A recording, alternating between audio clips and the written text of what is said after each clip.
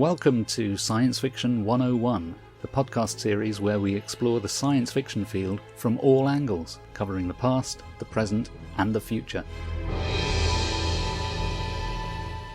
I'm Phil. And I'm Colin. And this week is our first ever episode, so I think it would be good for us to introduce ourselves and say something about our background in science fiction. So, Colin, would you like to go first? Sure. I have been a science fiction reader for most of my life. I'm from a small town in Oregon in the United States called Cottage Grove, and in our little library there was a section reserved just for children's books. And in the chapter book section, after I read all of the Hardy Boy books and all the Nancy Drew books, there were the Tom Swift books. Wow. And that showed me that if I went into the library and found books with this little atomic symbol on it, I would find books that I enjoyed reading. And I've just never stopped reading science fiction.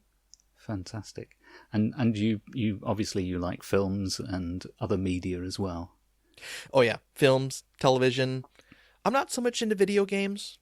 I think we have quite a bit in common then. The one exception would be the library aspect. Libraries did play a big part in my sort of familiarity with science fiction, but at a later stage, not in my sort of early days of reading. I remember when I was very young, I was given books that I really didn't like at all. There was nothing remotely science fictional there, but they were books about sort of animals, which I didn't particularly find very interesting, and lots of old British classics, which didn't interest me at all. I wasn't really interested in the past as a child. But what I was interested in was science fiction. So I watched, all the classic TV shows as a child: Star Trek, Time Tunnel, Lost in Space, Fantastic Journey, and Logan's Run, the TV series. So that really was my first exposure to science fiction things, was through TV shows and films. At some point, I can't remember exactly when, but at some point I came into possession of a book of short stories by Arthur C. Clarke, and that was the first science fiction I read. And then later on, I think my second book that could be called science fiction was a Ray Bradbury book, and then I discovered H.G. Wells, and that's when I think I knew that science fiction was my thing, because I read The Invisible Man in one sitting. And after that, I had to get all the other Wells books as well. So that, strangely, my introduction was through media. But once I discovered the literature, I realised how much more impressive it could be. Did you go through a phase where you felt you had to read everything there was? Yes. Although because of the library, there was always more than I could ever hope to read. Right. Just there wasn't enough time. Yeah. And I guess before we go much further today, we should address the elephant in the room. What do we actually mean by science fiction? Do you have a personal rule of thumb as to what counts as science fiction? I do, but when we were talking about doing this, I actually did a little bit of research, looking at what other people view as science fiction, and I reached out to a handful of some of my current favorite authors. Wow. And I found that if you talk to your favorite authors who happen to be very popular and producing books, you will very quickly get back a response from their assistants saying, I'm sorry, but I'm too busy, or the author is too busy to write a response to your question. I did hear back from Mike Glyer at file770.com, which is a science fiction fan site. Yeah. His idea of science fiction is, it is a place where you can do thought experiments asking what if a particular change happened in science, human relations, or anything, and where imagining ways the consequences of that change play out is in the foreground of the story. Wow. That's a very good one. Did you get any other responses? I got one from Seth Heasley. Yeah. He said it was similar to pornography. In that it's very hard to define, but when you see it, you know it. But what Seth's doing there, I think, is he's paraphrasing a judge in the US Supreme Court, I think. But Colin, what's your personal take on defining science fiction? From my own personal view, science fiction has to do with, it really asks the question, what if? And if the question, what if, involves some kind of technology or magic or belief, it's probably science fiction. And if those elements are missing, then you're probably just talking about regular fiction. It's interesting how with all of these definitions, there's always a kind of a core idea of what it is that science fiction does, but then there's some kind of small print that helps you exclude the things that you don't think should be in there, which either is sort of conventional fiction, in inverted commas, or fantasy, because lots of people make a distinction between science fiction and fantasy. Mm-hmm. So I always find these sort of two-part definitions quite fascinating. Do you think you had a notion of what science fiction was when you were first reading science fiction, or is it something that you developed an understanding of what it is through reading more and more of it? Yeah, I definitely did not have an idea about what science fiction was when I first started. Mm-hmm. And as the more that I read, I think the more I tend to shuffle back and forth. And I'm particularly interested in the opinions of authors who mm-hmm. consider their work science fiction or not science fiction, mm-hmm. and how that falls into those ideas, if you know what I mean. Yeah, absolutely. Actually, I made some notes as well, and I made some notes of what I remember various science fiction writers saying, various writers saying about science fiction. I've got Richard Matheson, who I think most people would know, if anything, from the book I Am Legend, which has been filmed a number of times. Mm-hmm. But he also wrote very broadly in fantasy and science fiction. He wrote loads of Twilight Zone episodes based on his own stories. His approach, I don't think this is actually a definition of science fiction, but his approach to the type of things he writes was that he more or less dealt in reality, but he believed in changing one thing, so making one element of the story fantastical, and then seeing what happens. So it is that kind of what-if thing, which I think you said was Mike Gleyer's sort of starting point for his definition. Yes. So it's a kind of a what-if. And Ray Bradbury, who, as you know, Colin, and some listeners may know, is a writer that I've followed intensely for a number of years.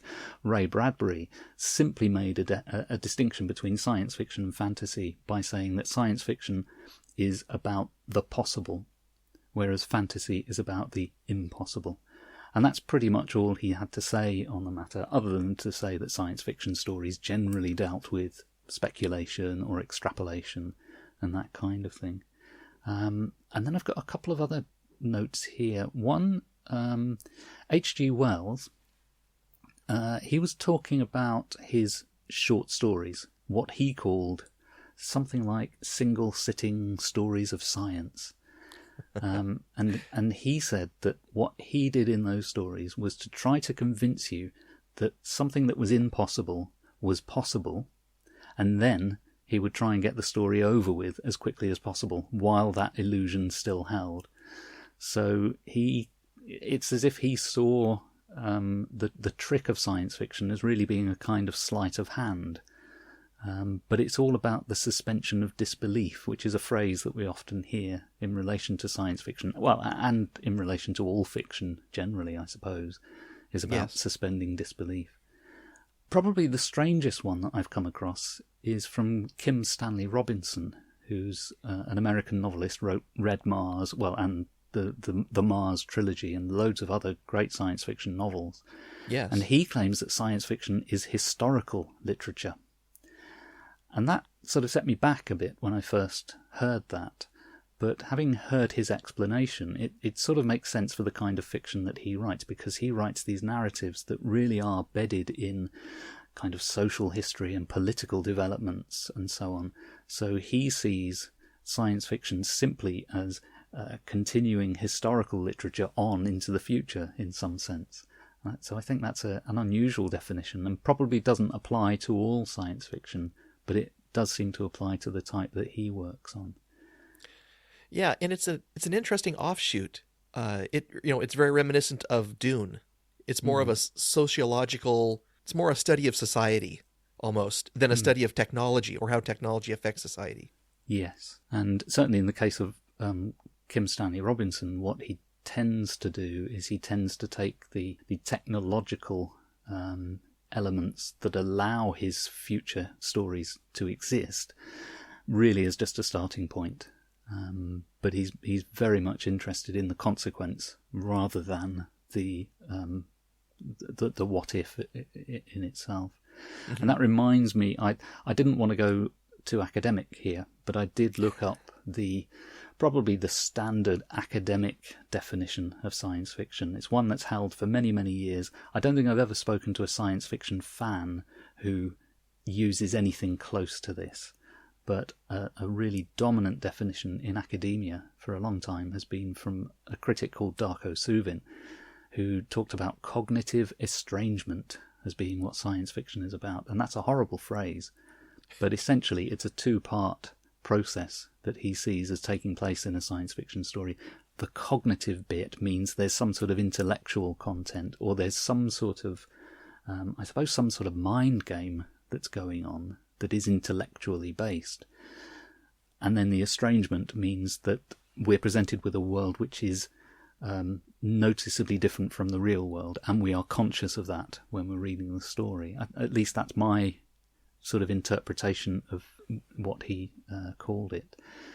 But probably the more valuable part of Darko Suvin's attempt to define science fiction was he put his finger absolutely on the kind of defining thing of science fiction. He called it the novum, and the novum is that element in the story that makes the world different from our world. And so again, it's coming back to that what if. It's change a thing and then see what would happen. And usually, of course, in science fiction, it's usually a scientific thing or a technological thing that changes and makes the world different from our current world. I wrote down what if, because when I was writing some notes for this, I put down my rule of thumb and I wrote what if. And then I wrote the word subjunctive.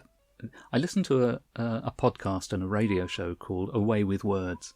And years ago, the presenters on that show, they defined the subjunctive tense or the subjunctive mood in language as, I've got to get this right now.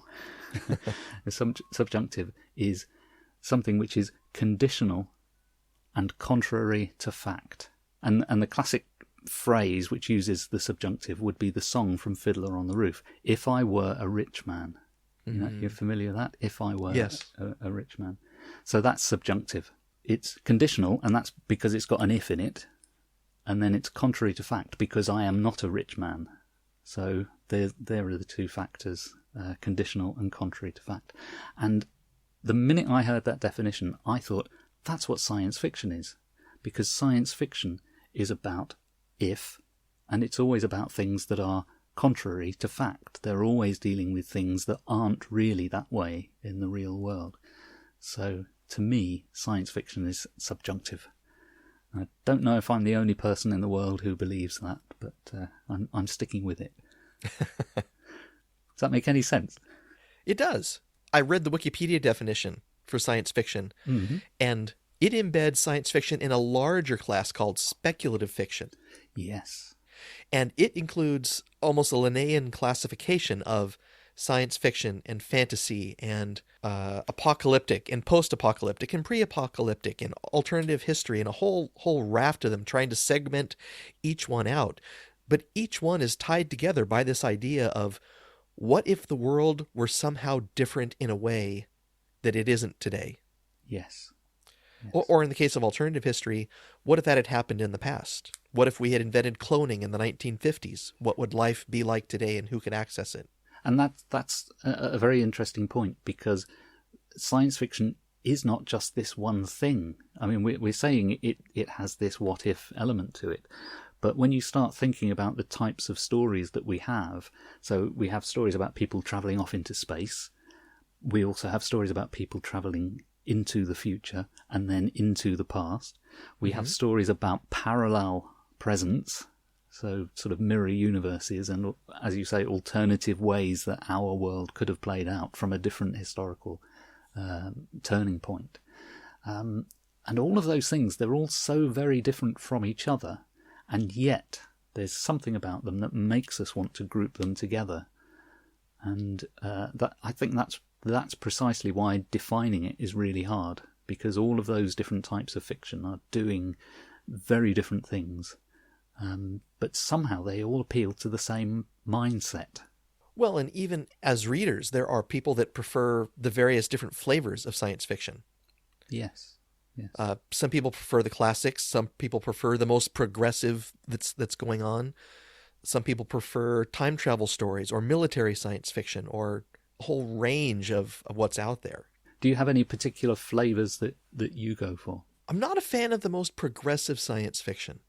Mm-hmm. Although I think one other thing that's very interesting about science fiction that we had touched on is you can use science fiction as a lens to look at your own society and community and to take parts of it in and out of focus. Right. And the thing I'm thinking of in particular is the Star Trek episode, which I should have looked up the name before we did this. It's the episode where there are 2 aliens from a planet, and the planet has destroyed itself in a war over racism. Oh, yes. And the problem is that half of the aliens are white on one side of their face and black on the other. And the 2 only survivors are the mirror images of one another. At a very early age, when I saw this on television, it made me think, well, what really makes people different? It certainly can't be the color of their face or their skin. That episode's called Let That Be Your Last Battlefield. I'm incredibly nerdy when it comes to original Star Trek. I know most of the episodes. If I see 30 seconds of an episode, I can name most of them. Wow. I can't do that with any other season, once we get to Next Generation and so on. I don't know them well enough to come anywhere near that. But because I watched original Star Trek so many times as a kid, that I got to know them all like old friends. Well, it was probably syndicated, unless you watched it on original broadcast. I honestly don't know. I do know that in the UK it was the original broadcast came several years after the first American broadcast. Wow. But I don't think I saw the first run. I might have done. I was alive at the time, but I doubt that I did see the very first run. But it was shown on prime time national television for years, and also I read the books. I read the short story adaptations by James Blish, but also I read loads of books about the making of Star Trek and other TV series and films. That's another aspect of my personal connection, is this fascination with the filmmaking process. So I've got loads of books on how films are made. And so lifting the curtain doesn't spoil the magic of what you've watched, or does it just intensify your interest and passion in it? For me, it intensifies. It's even more magical if I know how a thing is done. Have you seen the Penn and Teller show Fool Us, where magicians come on and try and fool them? I do watch that, and I do like to try and figure out how the trick is done, and some of the time I'm possibly right. A lot of the time I'm almost certainly wrong. But for me, it wouldn't spoil it at all if after each trick they showed you how it was done. To me, that would intensify the magic, and I would be even more amazed that somebody had been able to trick me. Do you know what I mean? Yes. Knowing what goes on behind the curtain, to me, adds. It doesn't subtract at all. But I know for some people it spoils things totally. Well, you must have a very strong sense of disbelief, the ability to abstract yourself out in the moment to enjoy what you're reading or watching, and then only later to come back and to complete your enjoyment by trying to figure it out and deeply understand it. I guess so, yeah. I had never thought about that. You've given me something to think about. And that's what this podcast is for, folks. In terms of what we mean on this podcast, I think we go back to, it's probably what you said, Seth said about pornography. I think on this podcast, we're probably going to use this idea that if we decide it's science fiction, it is science fiction. Would you agree with that? Sure. I'm also on another podcast, and one of the rules of the podcast is it's our podcast, our rules. Absolutely, yeah. That's brilliant. What we're going to try and do on this podcast is always talk about something to do with the past of science fiction, something to do with the present, and something to do with the future. So, shall we talk about the past, Colin? I know we've been doing that a bit anyway. But, Yes. I thought what would be interesting would be if we could pick out something and kind of make it a recommendation to the listeners. So, if I could begin with that, I'd just like to pick out two things. One is a book which I just happen to have been reading over the last few weeks. And although it's a fairly short book, it took me a long time because I've been very busy. But strangely, for the first time, I read Invasion of the Body Snatchers by Jack Finney, which is a book first published, I think, in about 1955. And I've owned a copy of it for decades, and I've started reading it. But for various reasons, I never got very far with the book. And I just decided, I think just after Christmas, that I'm going to read this book because I've read lots of Jack Finney, and I really enjoy his style. He has a very, very easy reading conversational style. He often writes his stories and his novels in a first-person voice, so you feel you're experiencing events through the narrator's experience. And that somehow makes it it's very easy to get into. It's not as if there is a separate narrator who is analysing events. So I've always quite liked Finney's approach to the way he writes. But his most famous book, The Body Snatchers, as I say, I'd never read all the way through. So I decided to read it, and I've just finished reading it a couple of weeks ago.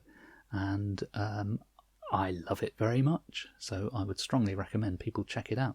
It's actually called The Body Snatchers, but I think any sort of recent publication of it that you find will be titled Invasion of the Body Snatchers, because obviously it was made into a film in the 1950s, and that was remade in the 70s, and then it's been remade a couple of times since.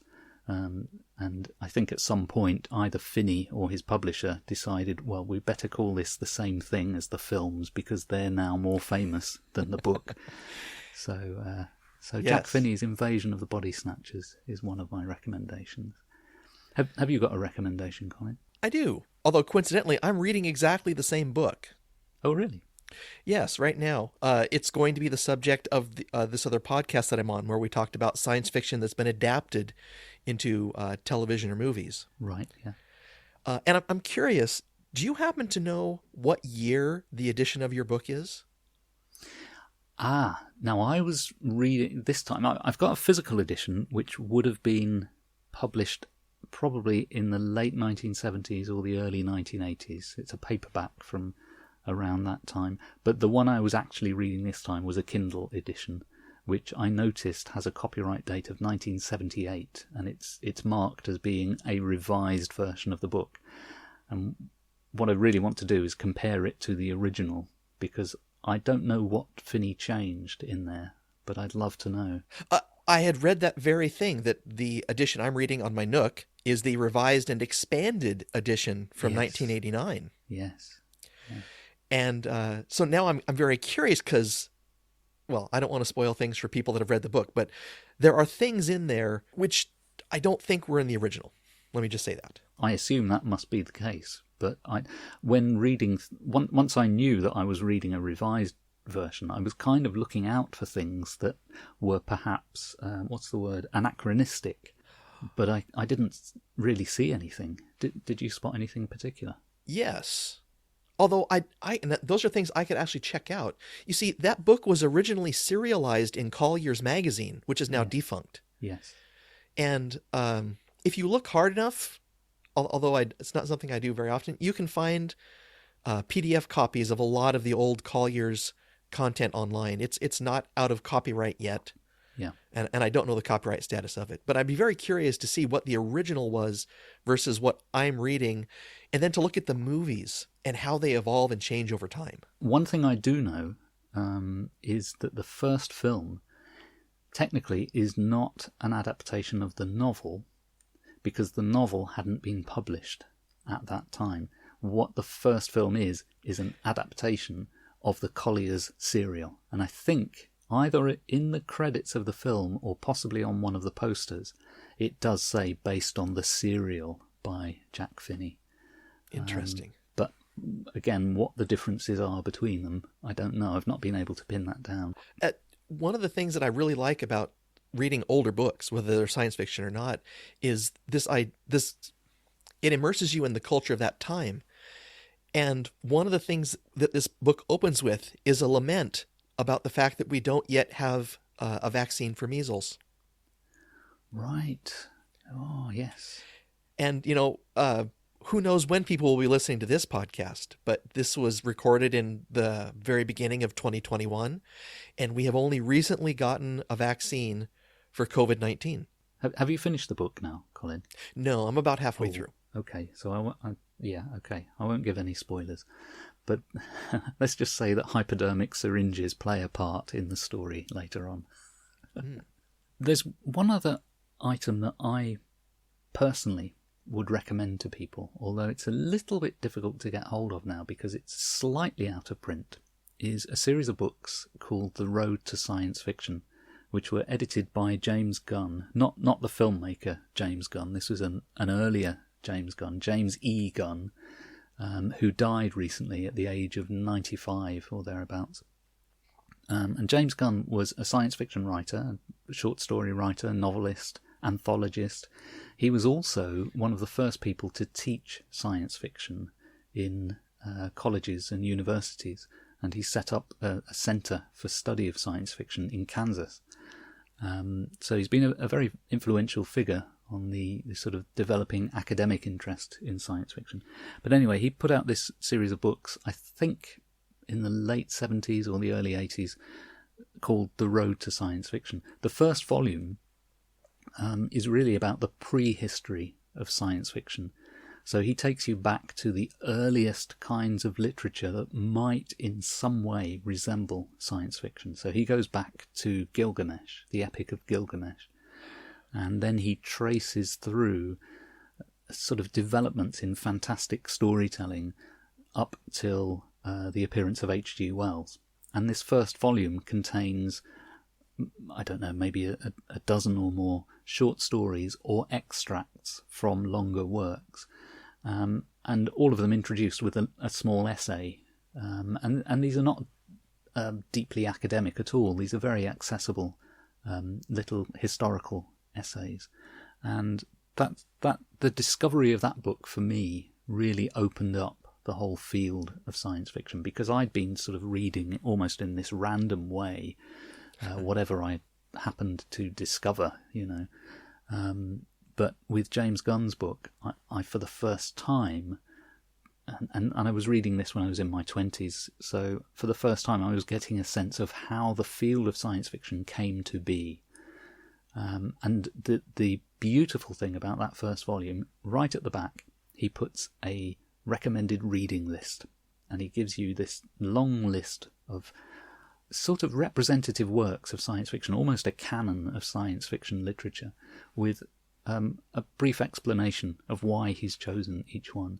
And I actually, for a number of years, I kept a copy of that list, and I tried to find as many of those items as I could, and I tried to sort of systematically read through the whole canon of science fiction.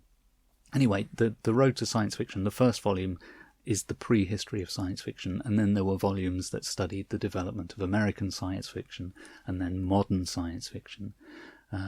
So it's a series of anthologies, and they are incredibly good. And so I highly recommend, if anyone's interested in the history of science fiction. You can read all sorts of dry histories that just tell you the facts, but James Gunn illustrates it by giving you passages of text from all of these works, and it'll blow your mind when you see some of these things in there.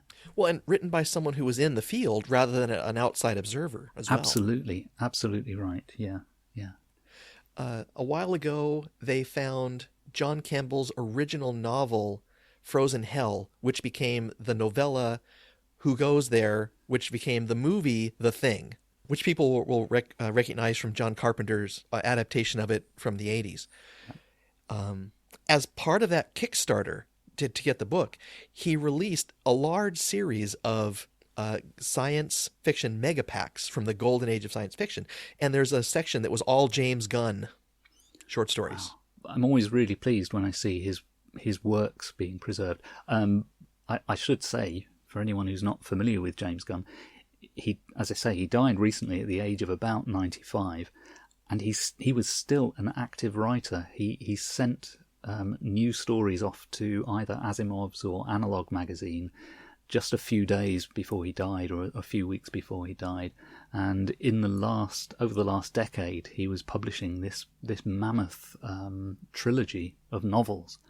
So he was still an active writer. And although his later stuff is probably not as good as the stuff he was writing when he was, a young writer, it's still fairly good stuff. I only read the first of that trilogy of novels, but it still struck me as being a relevant work, and you wouldn't have known if you'd given it to somebody and you didn't tell them that the author was in their 80s or 90s. I don't think they would be able to tell from the writing style. It was just it just seemed like a normal book, Actually, with James Gunn, we've recently lost one of the last survivors of the so-called golden age of science fiction, because he was active in the 1940s and 50s, when much of the science fiction field of literature as we know it was being defined. He was one of the last survivors of that. I think there are still a couple of writers around from that era, but there are very few left now. Mm-hmm.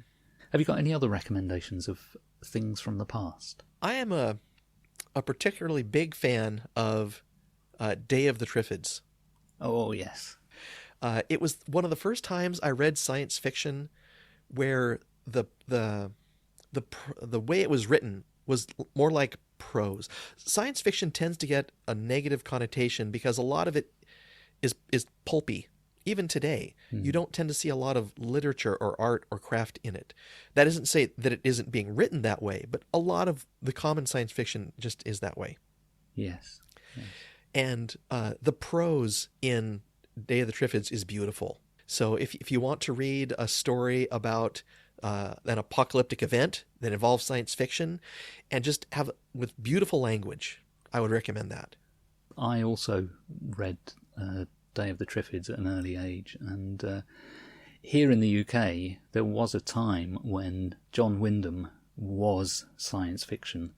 He was, and I still find this today. If I meet people of a certain age, they quite often get Ray Bradbury and John Wyndham mixed up, because they were reading both of them at the same time. These are people who sort of grew up, I suppose, in the late 1950s and the early 1960s, and they were being presented with really just two writers of science fiction who would have been very contemporary figures at the time.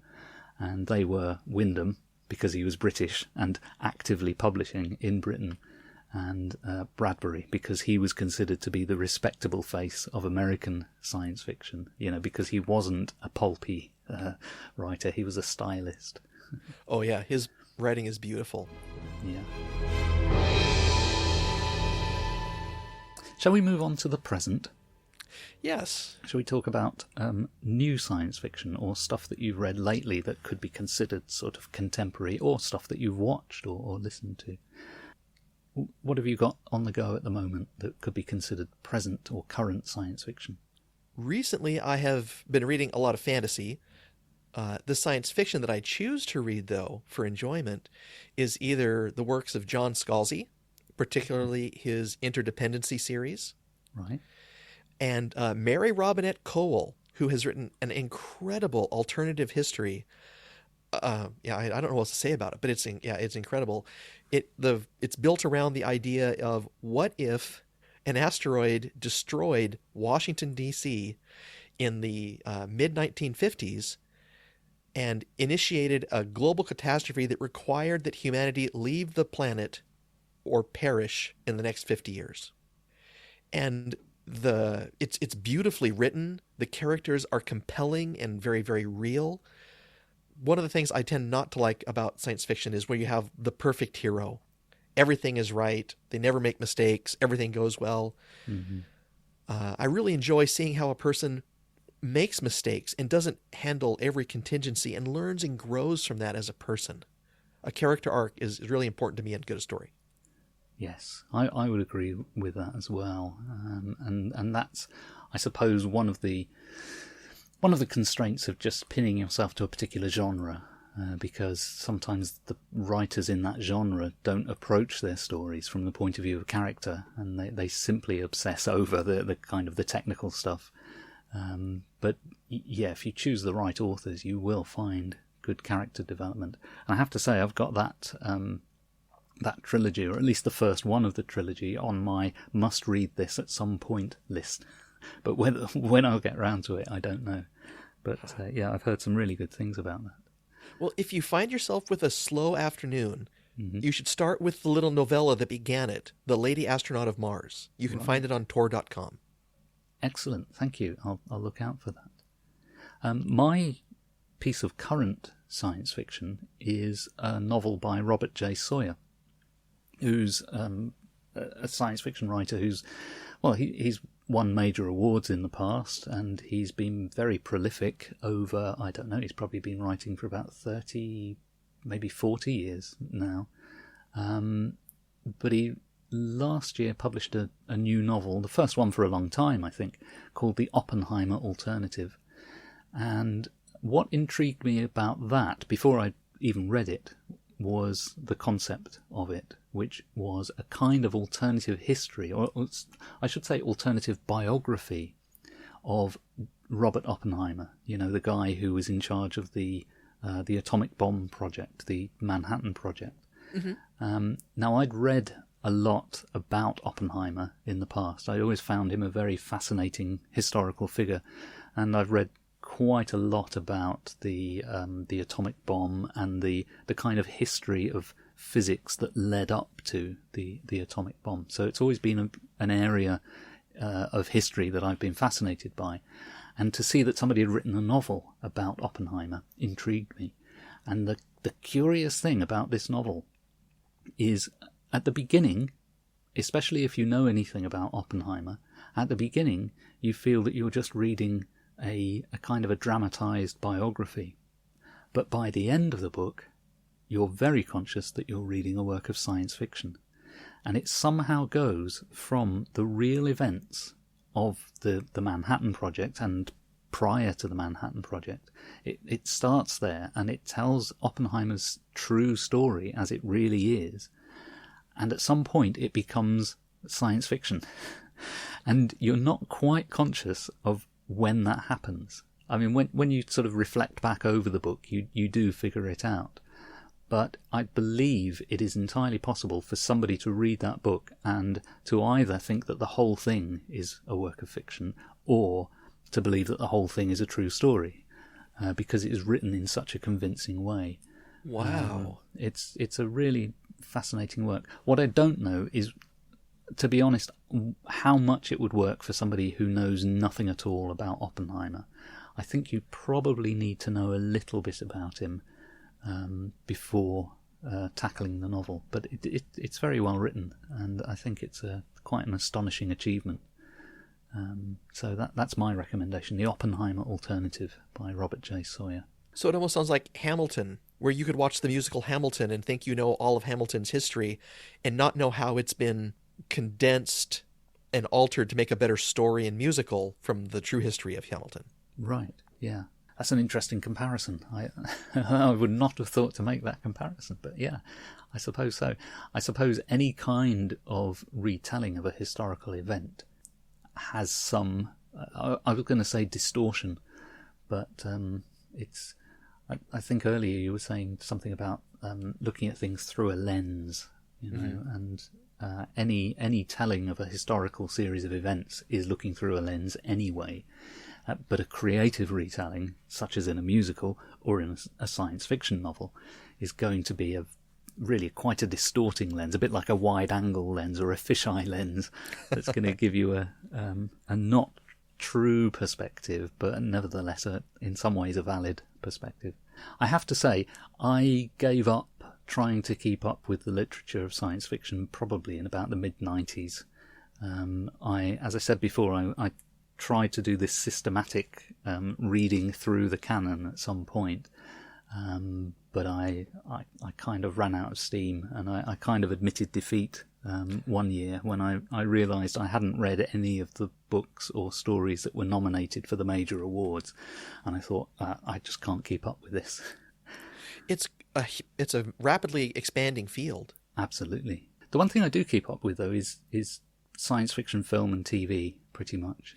Although, again, I've pretty much given up hope for science fiction film because I'm not too impressed, certainly with the major Hollywood stuff of recent years. But television stuff, I'm still liking things like The Handmaid's Tale, Devs, the Alex Garland series, and I even watch the modern Star Treks avidly, but I constantly complain about them because they're not very good. So I argue with my friend about whether things are Star Trek or whether things aren't Star Trek. And I'm afraid for someone, who, like you, grew up in the 70s watching the original series ad infinitum, it's hard to call a lot of what's going on in today's popular Star Treks classic Star Trek in style. They're a little more like superhero movies. And there's nothing wrong with superhero movies. They're wildly entertaining. They have some very good morality plays sometimes. Yeah. But they're just not quite the same. Maybe we should talk about that for a whole episode one week. But Our opinion of Star Treks. Yeah.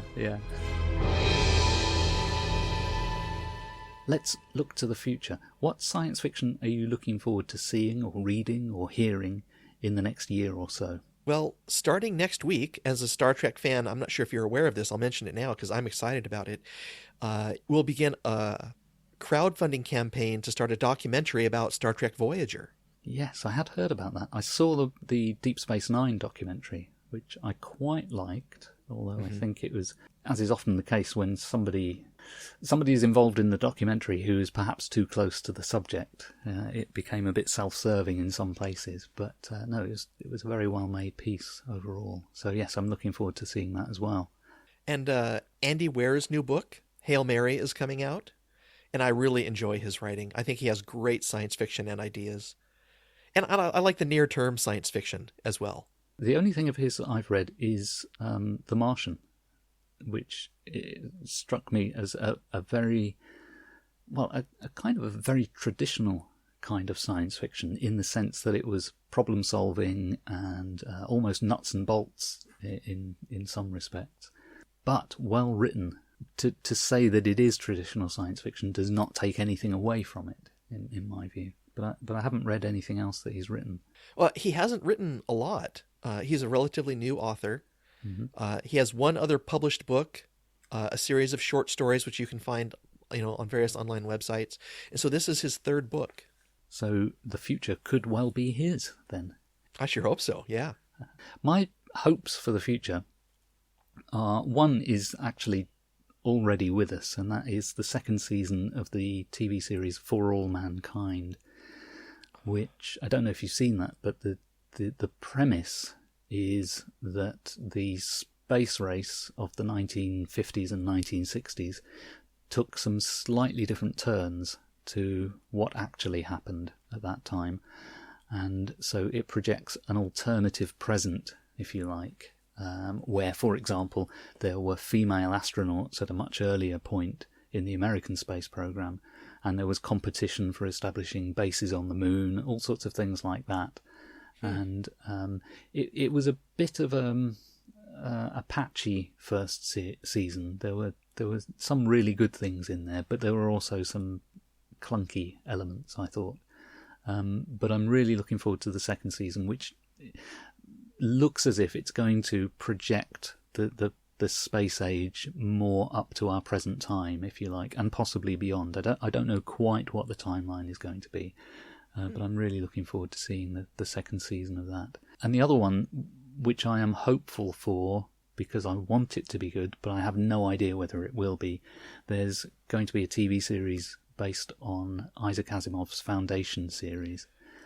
Now, I'm not a great fan of Asimov, but I do have fond memories of reading the Foundation trilogy, the original trilogy of novels, and there are some fantastic ideas in there. And what Asimov classically did in that trilogy really was, it's going back to Kim Stanley Robinson again. What Asimov did is he took the history of the decline and fall of the Roman Empire, and he sort of used that as a way of predicting the future of an empire, if you like. So he used knowledge of a real empire to talk about a fictional future empire. So I suppose in a way that is Kim Stanley Robinson's historical science fiction as historical literature. Quite how you do that as a TV series, I have no idea. But I'm really looking forward to see them do it. I fear it will be terrible, but we could live in hope. Yeah, I think it would lend itself well to a television adaptation because it isn't the first book isn't an ongoing narrative. It's actually a series of vignettes over hundreds and hundreds of years. Yes. And of course that's typical of lots of science fiction novels of that time because they were made up actually of previously published short stories. So Asimov published his short stories in Astounding Science Fiction and various other magazines, and then stitched them together to form novels. And Ray Bradbury did that with the Martian Chronicles and lots of other writers of that time. But because those novels started out as fragments, I think they can be replayed as fragments in a TV series better than they could be done in a single movie, let's say. Yes. So that's why I've got my fingers crossed that that's going to be a worthwhile thing to watch. We should talk at some point about the fragmentation of media and the loss of a common set of knowledge that everyone can share and then talk about. Yeah. Because if you don't have this subscriber service or that subscriber service, you don't participate in that community or those things that are being viewed. I've often thought about that as being probably this is the way that our civilization comes to an end, which is a very grand thing when all we're talking about really is film and TV. But if you think of how civilizations work, they bind themselves together through this shared cultural tradition.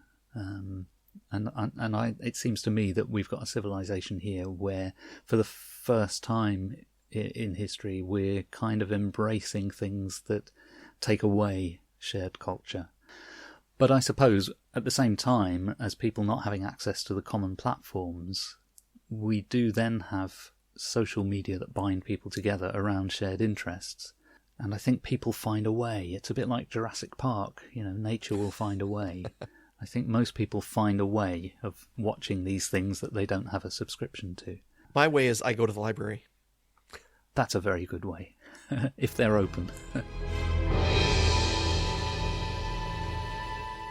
Well, time is running away from us, so we've talked about the past, we've talked about the present, we've talked about the future, and I'd like to thank you listeners for listening to our first episode, and I hope you'll join us for our next one.